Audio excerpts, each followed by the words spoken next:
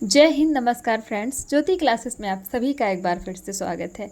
Friends, जैसा कि आप सभी को पता है, हमारी जो होम साइंस की सीरीज चल रही है क्लास 6 to 12, उसको हमने कंटिन्यू रखी है और उसमें अभी तक हमने हमारा जो क्लास 6 था उसको हमने कंप्लीट किया और साथ ही साथ जो हमारा क्लास 7 है वो हमने स्टार्ट किया है और उसमें भी हमने हमारा जो चैप्टर 8 है वहाँ तक हमने जो है क्या कर लिया, वहाँ तक हमने सब पढ़ लिया है।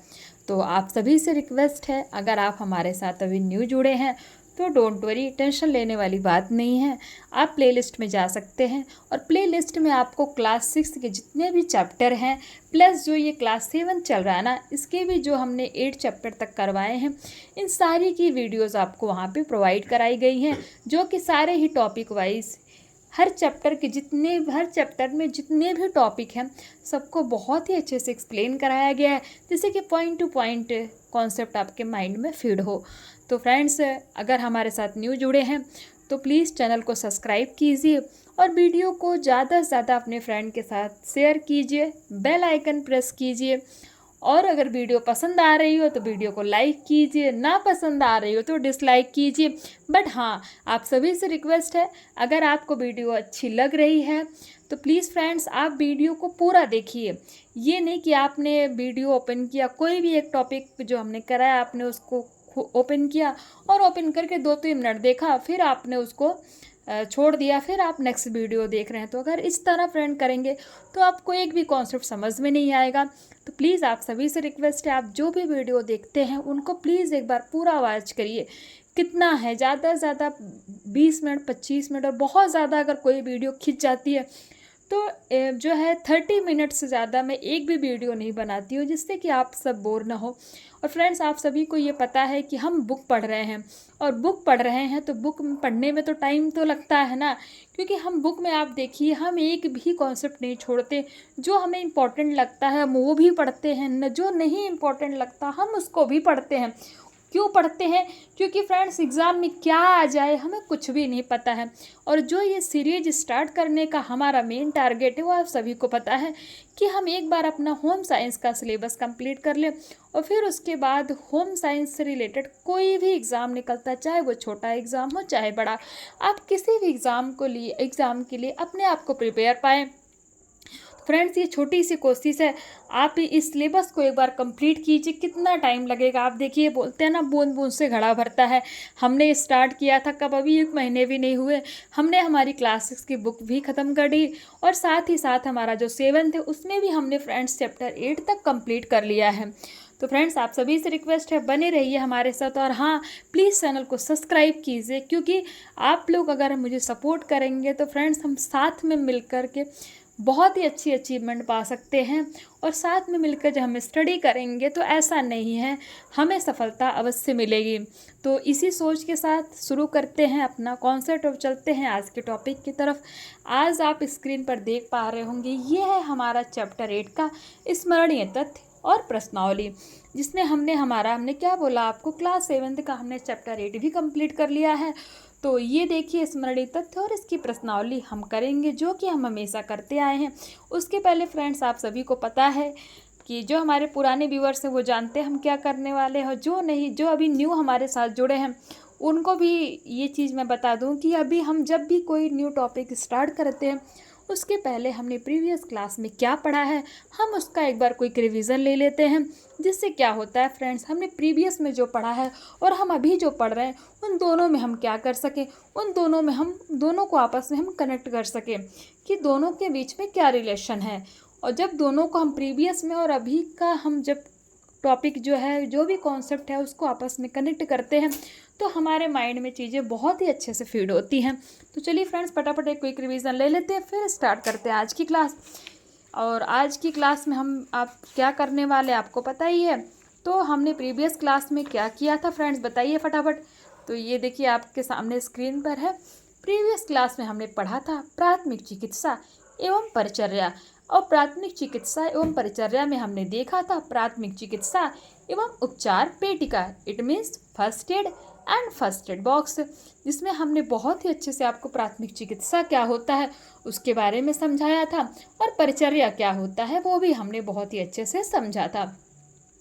तो तो ये देखा था फ्रेंड्स हमने कि प्राथमिक चिकित्सा किसे कहते हैं और प्राथमिक चिकित्सक किसे कहते हैं। इसमें दुर्घटनाग्रस्त व्यक्ति की प्राथमिक चिकित्सा करने वाले व्यक्ति को प्राथमिक चिकित्सक कहते हैं।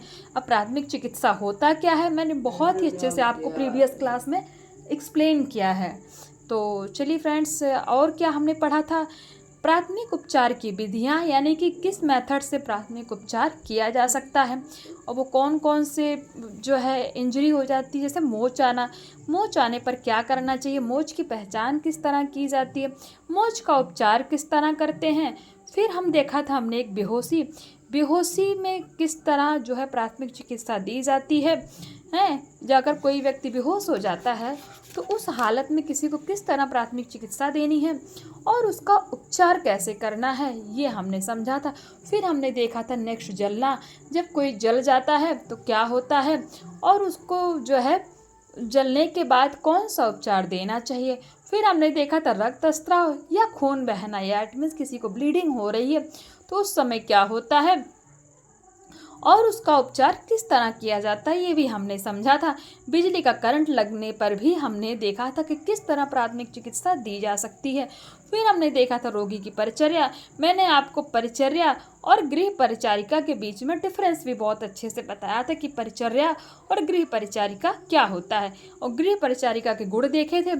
साथ ही साथ हमने देखे थे कि परिचारिका के कार्य क्या होते हैं और गृह परिचारिका के उपकरण कौन कौन से होते हैं, यानी कि जो गृह परिचारिका है उसको अपने साथ कौन कौन से टूल्स रखने पड़ते हैं, कौन कौन से उपकरण का प्रयोग करना पड़ता है, ये भी हमने देखा था। और साथ ही साथ हमने क्या देखा था फ्रेंड्स, उपचार पेटिका, आवश्यक वस्तुएं तथा उनका प्रयोग, यानी कि उपचार पेटिका यानी कि फर्स्ट एड बॉक्स।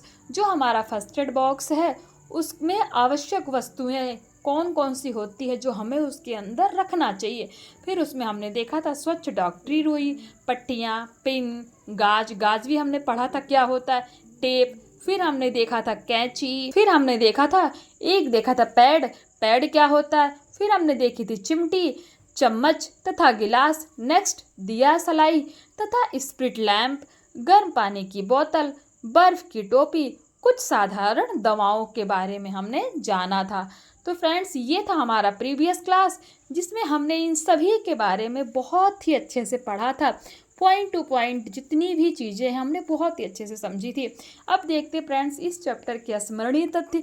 जैसा कि हमने आपको बार बार बताया है कि स्मरणीय तथ्य इट मीन्स मेमोरेबल फैक्ट, नाम ही है इसका मेमोरेबल फैक्ट, यानी कि ध्यान रखने योग्य बातें। इट मीन्स आपने इस चैप्टर में क्या पढ़े हैं, जो भी पढ़ा है उसमें से जितना इनको इम्पोर्टेंट लगा है बुक के लिए वो इसमें आपको दिया गया है। वैसे तो बुक में इम्पोर्टेंट सभी कुछ है फ्रेंड्स, क्योंकि एग्ज़ाम में क्या आ जाए हमें कुछ भी नहीं पता। एग्जामिनर का मूड है, जो कभी नहीं आता वो भी उठा के दे देता है ना। तो ऐसे तो सब कुछ इम्पोर्टेंट है, पर मोस्ट इम्पोर्टेंट इनके बुक वालों के हिसाब से जो लगा है उन्होंने यहाँ पे मेंशन कर रखा है। देखते हैं क्या है। दुर्घटना स्थल पर ही उपस्थित व्यक्तियों द्वारा दी जाने वाली सहायता को ही प्राथमिक चिकित्सा कहते हैं।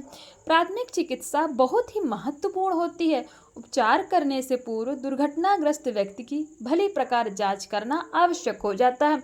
दम घुटने पर रोगी के वस्त्र ढीले करके उल्टा लिटाकर उसके पेट में भरा पानी निकालना चाहिए। इट मीन्स अगर किसी व्यक्ति का दम घुट गया है तो वो उसने जो वस्त्र पहन रखे हैं उसको क्या कर देना चाहिए, उसको एकदम लूज कर देना चाहिए, कि ढीला कर देना चाहिए और उसको पेट के बल उल्टा लिटा करके क्या करना चाहिए, उसके पेट में भरा पानी निकालना चाहिए। पानी कैसे निकाला जाता है, जब कोई व्यक्ति उसको दम घुट जाता है उसको उल्टा लिटा करके एक हाथ के ऊपर दूसरा हाथ रख करके इस तरह उसको पुश कर करके हल्का हल्का क्या करते हैं, उसके जो भी पेट में पानी भरा है उसको निकालते हैं। फिर देखते हैं प्राथमिक चिकित्सक को निर्भीक होना चाहिए, यानी कि जो प्राथमिक चिकित्सक है जो उपचार देने वाला है उसको निर्भीक इट मीन्स निडर होना चाहिए। उसको इट मीन्स अफ्रेडलेस होना चाहिए, उसको बिल्कुल डर नहीं लगना चाहिए, क्योंकि दुर्घटना तो किसी भी प्रकार की हो सकती है। अगर हमारा डॉक्टर, हमारा प्राथमिक चिकित्सक ही जो है डरपोक होगा तो वो किस तरह चिकित्सा प्रदान करेगा। उपचार पेटिका उस डिब्बे या बैग को कहते हैं, it means first aid box, उस पेटिका या उस डिब्बे या बैग को कहते हैं जिसमें प्राथमिक उपचार के लिए आवश्यक सामग्री रखी जाती है। अब आवश्यक सामग्री क्या है जिसके बारे में देखिए हमने ऊपर पढ़ा था। फिर देखते हैं, आई होप ये समझ में आ गया होगा। नेक्स्ट देखते हैं हमारी प्रश्नावली, इसमें करेंगे बहुविकल्पी। रोगी की जांच करना कठिन हो जाता है कब? जब वो सचेत अवस्था में हो, अचेत अवस्था में हो, उपरोक्त दोनों या फिर इनमें से कोई नहीं। तो जब रोगी की जांच करना कठिन यानी कि मुश्किल हो जाता कब? जब वो अचेत अवस्था में हो। इट मीन्स जब उसको कुछ भी होश ना हो, कुछ भी समझ में ना आए, बेहोशी की अवस्था में हो, तब उसका जांच करना कठिन हो जाता है। सचेत मतलब होश में होना। जब त्वचा तेज गर्म वस्तुओं के संपर्क में आती है तो उसे कहते हैं, जब हमारी जो स्किन है, त्वचा इट मीन्स जो हमारी स्किन है, ये जब क्या होती है, तेज गर्म वस्तुओं के संपर्क में आती है तो उसे क्या कहते हैं? जलना, झुलसना, उपरोक्त दोनों, इनमें से कोई नहीं। तो हमने पढ़ा था जब हमारी त्वचा गर्म वस्तुओं के संपर्क में आती है तो उसे जलना भी कहते हैं प्लस झुलसना भी कहते हैं। इट मीन्स हमारा आंसर क्या हो जाएगा? उपरोक्त दोनों। ये हो गया। अब थर्ड देखते हैं, एक प्रकार का जालीदार कपड़ा होता है, हमने पढ़ा था जालीदार कपड़ा जो होता है उसको क्या बोलते हैं हम? गाज बोलते हैं, रुई बोलते हैं, टेप बोलते हैं, इनमें से कोई नहीं। तो वो क्या होता है फ्रेंड्स? वो होता है हमारा गाज। गाज किसे कहते हैं? ये एक प्रकार का जालीदार कपड़ा होता है जो कि कहाँ होता है? हमारा जो फर्स्ट एड बॉक्स है, यानी कि जो हमारा फर्स्ट एड बॉक्स है उसके अंदर इसको भी रखा जाता है। फिर देखते हैं, रिक्त स्थानों की पूर्ति कीजिए। प्राथमिक चिकित्सक को डैश भाषी होना चाहिए। कौन सा भाषी? मृदुभाषी होना चाहिए। इट मीन्स मीठा बोलने वाला होना चाहिए। रोगी को स्वच्छ हवादार स्थान पर लिटाना चाहिए। जब कोई बीमार व्यक्ति है, कोई बीमार मनुष्य है, उसको क्या करना चाहिए? उसको हमेशा साफ सुथरा नीट एंड क्लीन स्थान पर रखना चाहिए और ऐसी जगह पर रखना चाहिए जहाँ पर अच्छी हवा आती हो, यानी कि अच्छी वायु बहती हो। तो उस जगह पर रोगी को क्या करना चाहिए? लिटाना चाहिए। जले हुए स्थान पर डैश का तेल लगाना चाहिए। जब हम जल जाते हैं तो उस जगह पर कौन सा तेल लगाना चाहिए? तो नारियल का तेल लगाना चाहिए। अब देखते हैं सही गलत। प्राथमिक चिकित्सा बहुत महत्वपूर्ण होती है। ये स्टेटमेंट क्या है फ्रेंड्स? ये स्टेटमेंट हमारा ट्रू हो जाएगा। ये पता है आप सभी को कि डॉक्टर के पास जाने से पहले प्राथमिक चिकित्सा दी जाती है और प्राथमिक चिकित्सा बहुत ही ज़्यादा महत्वपूर्ण, इट मीन्स इम्पॉर्टेंट होती है। पैर में मोच आ जाने पर जूते नहीं उतारने चाहिए। जी नहीं, हमने प्रीवियस क्लास में पढ़ा था अगर किसी के पैर में मोच आ गया है तो उसने, जब हम उसको प्राथमिक चिकित्सा दे रहे हैं तो उसने जो भी जूते मोजे पहने हैं वो क्या कर देना चाहिए? हमें उसको उतार देना चाहिए। तो इसके अकॉर्डिंग ये स्टेटमेंट हमारा फॉल्स हो जाएगा। नेक्स्ट देखते हैं, जलने पर यदि फफोले पड़ जाए, फफोले मीन्स फोड़े हो जाते हैं ना, बड़े किसी को छोटे, तो फफोले उसको बोलते हैं। फोड़े पड़ जाए, इट मीन्स फफोले पड़ जाए तो उन्हें नहीं फोड़ना चाहिए। जी हाँ, अगर कोई जल गया है और उसके स्किन पर, उसकी त्वचा पर बड़े या छोटे किसी भी तरह के फफोले पड़ गए तो उनको फोड़ना नहीं चाहिए। ये स्टेटमेंट क्या है? तो उन्हें नहीं फोड़ना चाहिए। तो ये स्टेटमेंट हमारा सही हो जाएगा। ये मैंने बाय मिस्टेक इसको रॉन्ग कर दिया है फ्रेंड्स, करना था सही, इसको मैंने रॉन्ग कर दिया। तो जी रॉन्ग नहीं है ये। जलने पर यदि फफोले पड़ जाएं तो उन्हें नहीं फोड़ना चाहिए, क्योंकि आप फोड़ेंगे तो और ज़्यादा दर्द होगा और वो ठीक नहीं होगा। तो ये जो गलत का निशान लगाया ना, इसको आप मत मानिएगा, मैं बार बार बोल रही हूँ। अगर फफोले पड़ जाएं तो उन्हें नहीं फोड़ना चाहिए। ये स्टेटमेंट हमारा गलत नहीं है फ्रेंड्स, ये हमारा सही है। स्टेटमेंट क्या है? हमारा सही है।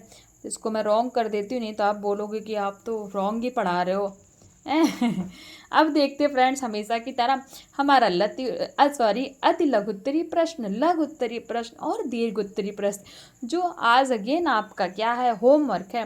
प्लीज़ प्लीज़ प्लीज़ बार बार मैं कह रही हूँ, आप इन क्वेश्चन को सॉल्व कीजिए, क्योंकि आप जब तक इन क्वेश्चन को सॉल्व नहीं करेंगे आपको चीज़ें समझ में नहीं आएंगी। और अगर आप नहीं सॉल्व कर पा रहे हैं तो प्लीज़ कमेंट करके बताइए ना, मैं आपको इनके आंसर प्रोवाइड कराऊंगी जो कि हैंड रिटन नोट्स में अवेलेबल है मेरे पास। ठीक है फ्रेंड्स, तो प्लीज़ इन क्वेश्चन को सॉल्व करिए और बताइए आपसे कितने क्वेश्चन सॉल्व हुए, कितने क्वेश्चन सॉल्व नहीं हुए। तो ये था हमारा चैप्टर 8, जिसको हमने 2 पार्ट के माध्यम से कंप्लीट कर लिया है।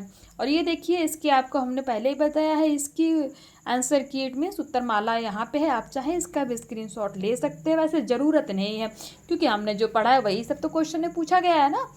तो चलिए फ्रेंड्स, मिलते हैं नेक्स्ट क्लास में।